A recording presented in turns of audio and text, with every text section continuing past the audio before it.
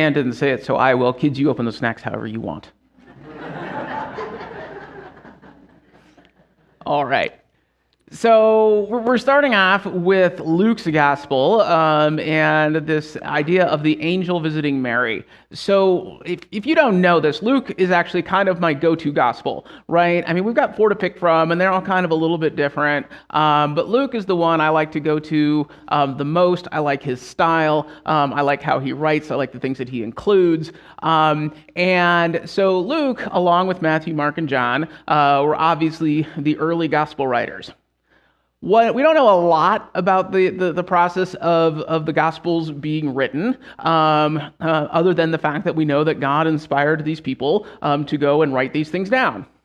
One thing that we do know is that Matthew and Luke had something in common, and the thing in common that Matthew and Luke had was Mark's Gospel to copy from. Because they did. Mark's is very clearly the first one that was written, and that's why you will find passages in all 3 of those Gospels that are literally word for word verbatim. So Mark's is the first one, it's the shortest one, and very clearly the one that Luke and Matthew were plagiarizing from, though they didn't really call it that back then. Wasn't such a big deal.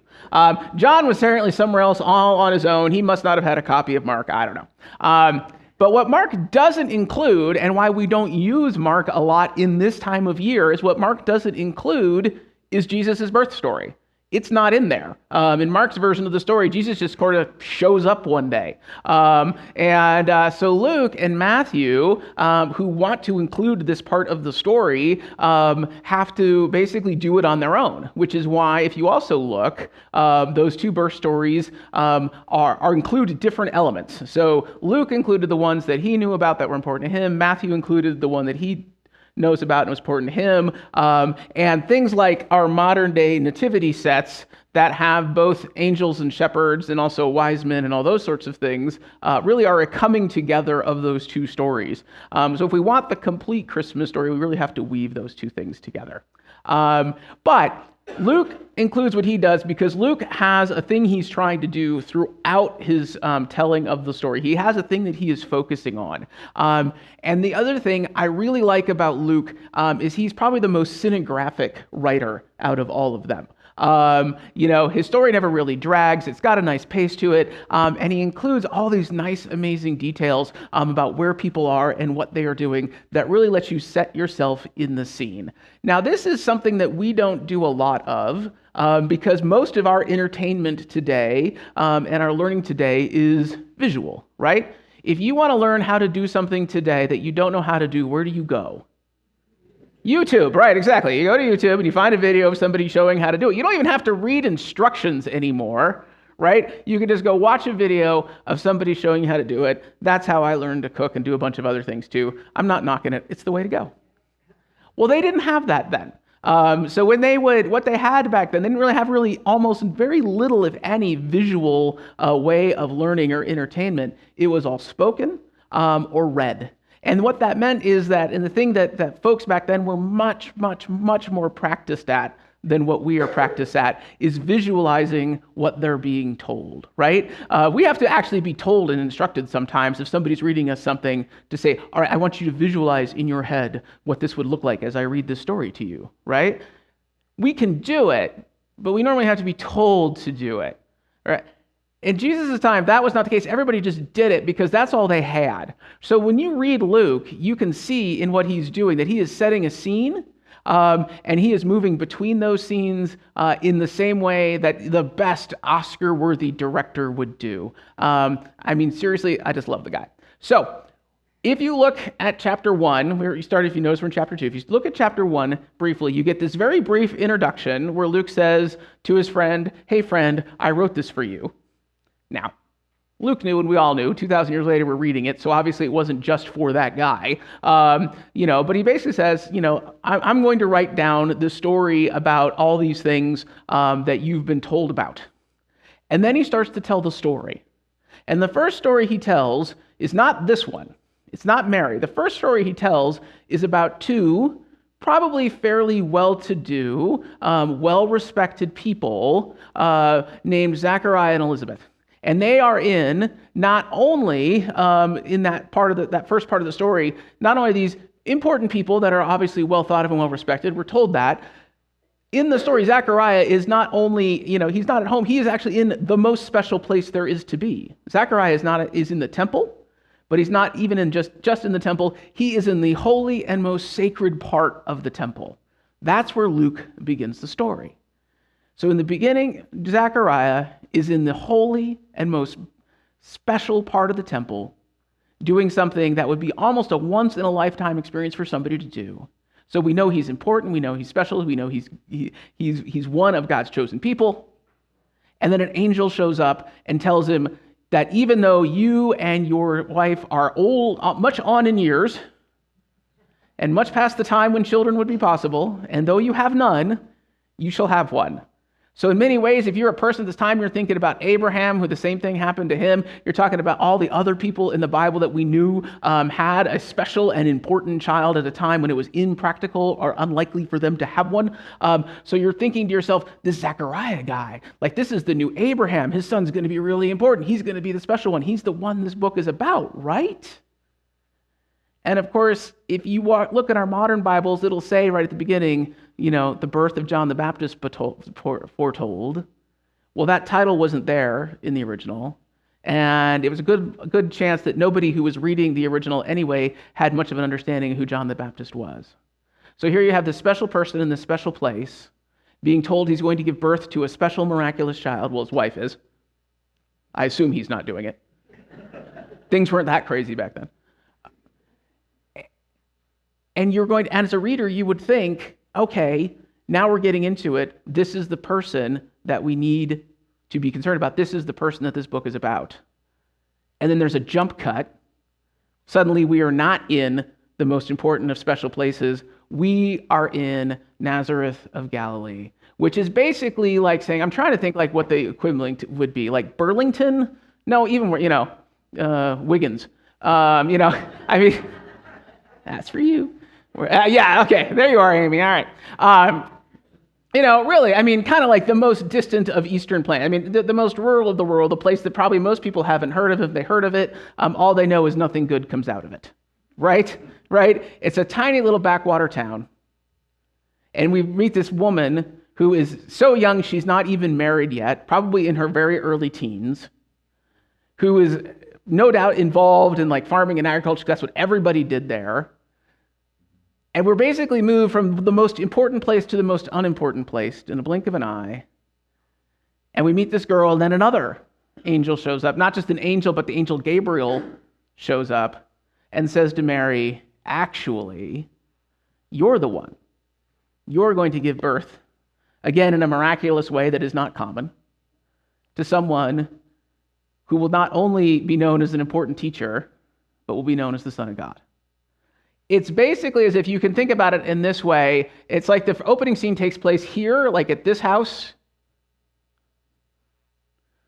Nice and stately and grand. And then immediately it cuts to this place. And this is where the important thing would actually happen. This is incredibly unexpected. It's not what people would have thought at the time. It would have been not only unexpected for Mary. Mary would have never seen anything in this life, her coming. Nobody who was reading this after the fact would have seen this coming either, because this is just not how things are done. Important people come from important families who live in important places. Unimportant people come from unimportant places, born to unimportant families. That was the thinking of the time. And I fear sometimes it may be our thinking today. As human beings, we like to take shortcuts in our brain. We like to make assumptions that make life easier so we don't always have to think about things, which is good and serves us well. But when it comes to people, what we think about people, where we think good things come from, we can sometimes do ourselves a disservice.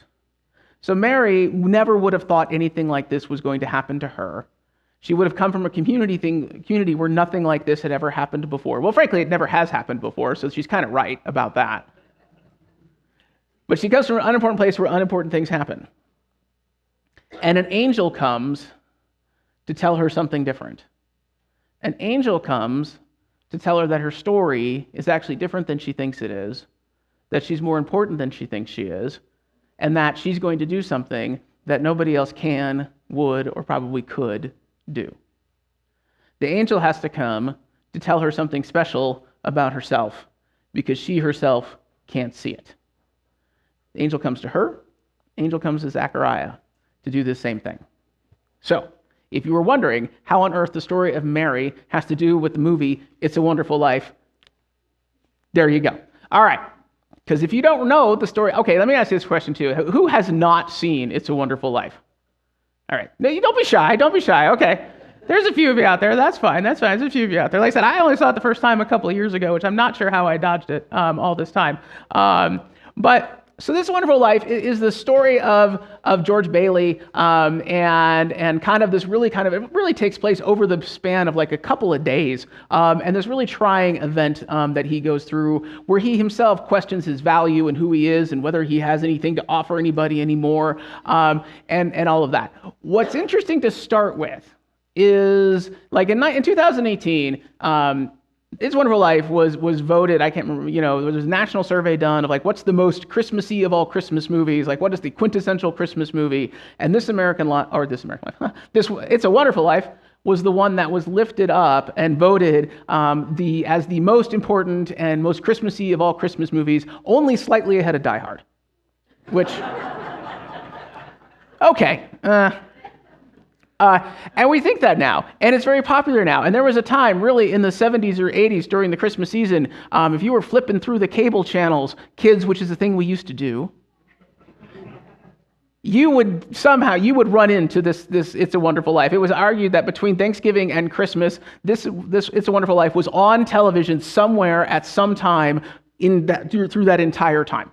Right? It got really, really popular and became really, really something that people built traditions around really in the 70s and the 80s, which is fascinating because when it originally came out, in 1947, it actually was not all that well thought of. It was not well reviewed. People didn't really see it. It cost $3.7 million to make it, which seems like a really tiny sum compared to how much movies cost today. But it cost $3.7 million to make it, and its initial run in the theaters, it made $3.3 million. It almost ended the career of its director. It was considered a flop. And again, the reviews were not good, and people didn't treat it, and it kind of disappeared into obscurity. Not only did people like it, there was actually, some people saw something in it that I don't think we today would, to the point that in a report in 1947 that the FBI produced about the problems of Hollywood, this movie was specifically pulled out and talked about in that report. This is from an actual 1947 report from the FBI. Crazy.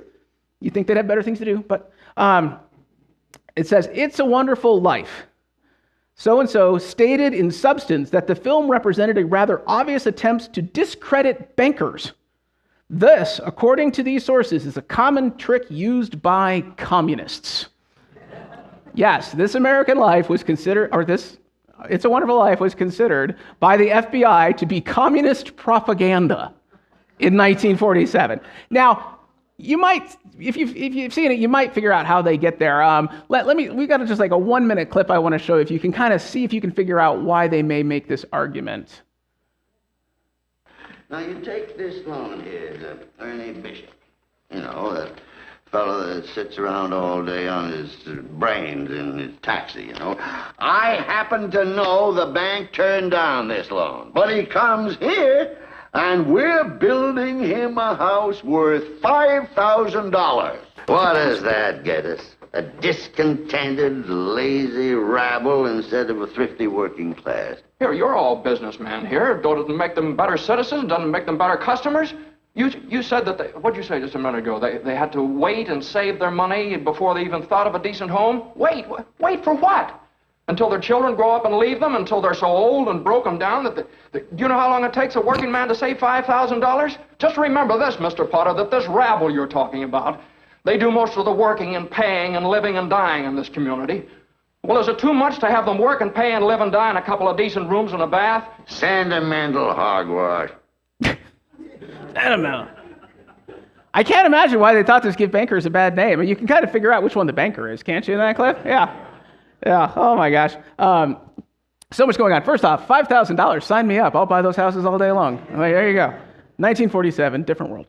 All right. Well, this kind of sets up, this is one of those scenes that sort of like sets up the main kind of conflict in the whole story. You know, on one hand, we have this kind of evil banker type who doesn't really think much of his people. We were told is really trying to keep the people down, doesn't really want to see people get ahead. Now, quite frankly, I'm not sure why, right? I mean, you know, in my experiences, banks want you to have money so you can give it to them.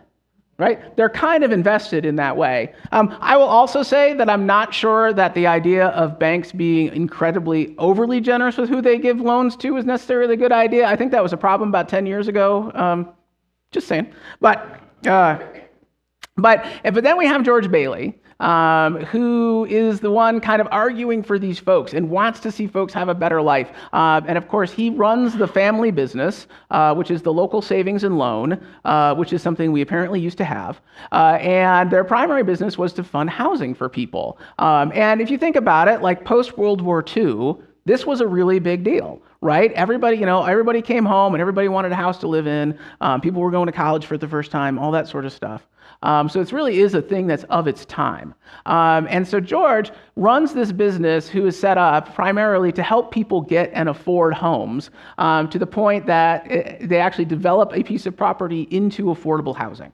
So that's his big deal. He runs the family business that provides affordable housing to people. Now, he didn't want to do this. If you watch the movie at the beginning, you see that he had other dreams and other ambitions for his life. But life conspired, and some of his family members passed away, and he got to the point where he didn't really feel like he had a choice but to take over this business that in the beginning he really didn't want to be a part of. So he kind of is introduced as almost as like melancholy character who is doing something that obviously the rich and important people in town, as we saw in that clip, don't think much of. They don't think much of him. They don't think much of his savings and loan. They don't think much of what he's trying to do. The people he's hanging out with and trying to help are not the people that the wealthy think much of either. Right? So he is down there. He is not a rich man by any means. There was a lot of money in this for him. And so the first part of the movie, we're introduced to him in this way, that he is this person who doesn't think much of himself. The people around him don't think much of him, or so he thinks. And he's doing something he doesn't really want to do. And he doesn't see that he'll ever be able to do anything else. And then something happens. There is a mistake made by one of his employees with the money that the banker takes advantage of. Well, basically, sort of steals. The banker basically steals his money, is how it goes down. Now, if you haven't seen it, I'm sorry if I'm ruining it for you, but it did come out in 1947. I feel like spoilers are warranted. But the banker basically sets him up to fail, and George gets to the point where, without that deposit, he really is going to go bankrupt. He's afraid he's going to go to jail, and he makes that decision of, because I have this insurance policy, I'm probably better off I'm probably worth more to my community and my family dead than alive. And so he goes up on this bridge, and he is sitting on this bridge in this moment in the snow, contemplating his fate. Now, I might come back to it. Okay, I just realized I skipped something. Oh, well. And that's when something intervenes. And of course, the something that intervenes in his life, if you remember the story, is an angel. Not a particularly good angel. We are introduced as Clarence as being a second-class angel. I don't know how many classes of angel there are. Second class, obviously, though, isn't first, right? And clearly, and we're also introduced that even though Clarence is an angel, he doesn't have his wings yet. So George isn't getting the best of the best here, but he is getting an angel, which is a pretty good deal. And of course, the angel comes down and tries to educate George and help him understand who he really is, and that he is actually important. And of course, he does that by showing him a world without him in it. He shows him a world in which he didn't exist, and he shows him what happened to the community that he was a part of and loved. And long story short, it wasn't good. So at the end of the movie, George comes to Clarence and says, you know what? I think I want to live. I think I see something now that I didn't see before. And of course, so he does. And then later at the end of the climactic scene at the end of the movie, all of the people who he helped over the years, all the people who thought a lot of him, for whom George didn't know thought a lot of him, all these people who he was important to and mattered to, gather together and gather all of their money together so that he can pay back the bank and pay back the deposit and everything can be okay. Now, my problem with this is that the banker should have gone to jail because he stole that money and he didn't. That would have been my ending. But nobody asked me. All right. George got an angel because he needed to learn something important. And something he needed to learn important was something important about himself. Mary got an angel because she needed to learn something important too. We often think of the important thing that Mary needed to know was the important thing about Jesus. And obviously that is important. All the rest of Luke is going to be about Jesus. Jesus is why we're here. I'm not saying Jesus is not important. But what is the first words the angel says to Mary? The first words the angel says to Mary are not about Jesus, it's about Mary. The first words are greeted, favored one.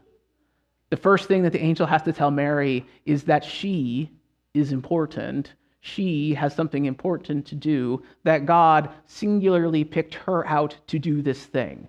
So before we even learn the name of Jesus and learn everything that's going to happen afterwards, the angel is there to tell Mary why she is and who she is.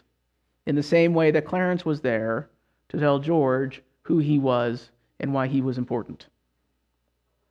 Now, I don't know about you, but I have yet to meet my Clarence. I would take a fourth class angel, right? He could still have training wheels. That'd be cool, right? That's not something that has happened to me, and I'm probably glad because I don't know that I want to go through everything George went through in order to get to that place that he needed that angel, mind you. And my guess is most of us have not had that experience. But does that mean that God doesn't actually want us to have that experience? Or is there a different way that can happen? Is there a different way in which somebody whom we love and care about might learn something about themselves that they need to know that they do not know? Is part of the story of It's a Wonderful Life and part of the story of the angel visiting Mary also a little bit of a challenge to us to play that role of angel for other people? My guess is each and one of us has a laundry list of people in our lives that mean something to us. Some of them are probably obvious: our spouses, our parents, our children, our best friends, all of that sort of stuff. I would hope that those people already know how much you love and care about them. If they don't, get on that. That would be a good place to start. But there's also, I believe, this whole other group of people who have meant something to us through their lives who probably don't know that they mean as much to us as they do. Because maybe what they thought they did was rather small, we saw it as something bigger. George in the movie obviously thought what he was doing was pretty small, but trust me, the people who had those nice warm homes to live in thought it was a much bigger deal than he did. As I was thinking about this, I actually thought about a teacher of mine, and it was my seminary professor, Diane Labode. And if you ever want to know part of the reason I am why I am and why you all have to put up with the sermons you have to put up with, it's really her fault. And I say that because Diane was my church history professor in seminary. And Diane was really one of the first ones to introduce me to this idea that history wasn't just this stuff that happened a long time ago, but history was something that we could learn from and should learn from. And history can teach us stuff. And history is actually what shapes our future more than anything else. She gave me a love of the church and church history that I did not have before that. And I remember the first time I took one of her classes. Now, I was actually not, believe it or not, particularly good my first year in seminary. It did not go well. Because as it turns out, seminary is about reading books and writing papers. And my previous educational experience getting a degree in computer science is not about that at all. right? Nobody ever made me read books, and nobody asked me to write a paper, in any of my computer science or physics classes. That wasn't part of the experience. Turns out in seminary, that's the entirety of the experience. So I was poorly equipped to do this well, and my first year did not go particularly well. So I was a little concerned that fall when I had Diane's class, because Diane was known to be a pretty tough grader and was known to care a lot and really want to hold high standards. So I remember very much where I'm sitting at my desk in this classroom, room 103. I remember that. The first time I got my paper back from her. And on the top was a big letter A, and there was a note below it that says, "This was really good, very unique and imaginative. If you want to, I think you might be able to get this published." I had no framework for receiving that feedback. That is not anything anybody had ever said to me in my life at that point about something like my writing. I'd been complimented on my code before. I was pretty good at that. But code was easy because it either did what you told it to or it didn't. So to hear this feedback, I remember going up to Diane, it's like, "Diane, I need to talk to you about my grade." And she's like, "Well, I think you did pretty good," assuming I was going to complain, I suppose. And I said, "No, I don't know how to understand what it is you were trying to tell me here, because this has never happened before." And so we went to her office hours, and she talked to me, and she talked me through why she thought my paper was as good as it was. And really, because of her and her efforts and telling me, at that point, I'd been pretty much making the whole thing up as I went. She's like, "No, here's what you did that was really well." And she basically, in that moment, in that half an hour we spent together, taught me how to write papers and taught me how to do that work even better. And we talked a little bit after that, and we were always friendly after that. But I don't believe, I would guess that Diane doesn't actually know how important that moment was for me. Because that was actually the first moment in this whole experience of deciding to leave my previous career and come into this one and go through all this stuff. That was the first moment that I thought, oh, this might actually be possible. I really had been waiting for somebody along the way to pat me on the shoulder and go, "Jeremy, what you're trying to do is cute, but you need to go home now. You don't really want to be the one that stands in front. You need to go back to your desk." And so Diane, with the feedback she gave me, taught me something and helped me learn something about myself that at the time I did not appreciate and simply did not know. Diane was my angel in that moment. And I'm not sure, as I stand here today, that she knows how important that moment was to me. And I wonder sometimes, and I'm going to send her an email after church today, what it would mean to her if I let her know. We can be angels for each other. We can help people understand the good that is in them, the things that they do, the way that they are in the world, the things about them that we love and that we admire and that mean something to us. We can be those for other people. And I think that is what our story today is challenging us and calling us to do. So what would it look like this Advent season? While we take all this time to prepare and put trees up and do all those things that we do, if we also allowed ourselves a little bit of time, maybe where we're hanging those ornaments, to think about the people who have been important to us, the people who have been angels in our lives, the people who have done things for us they probably don't know are as important as they are. And what if we chose to let them know? Send them a WhatsApp, a Snapchat, or whatever the kids do today. Send them an email, or God forbid, a handwritten note. Those are wonderful. And just let them know that they were an angel in your life and why it is. And if there's somebody we know who maybe needs to hear from us and be reminded from us that they actually are special, that they actually are important to us, what if we let them know that too? That is the kind of Christmas gifts that I think would be impactful and important in a way that no pair of socks will, though I do love a pair of socks. Let us be angels for one another, like Zechariah got an angel, like Mary got an angel, like George got an angel. Let us be those for each other. Amen.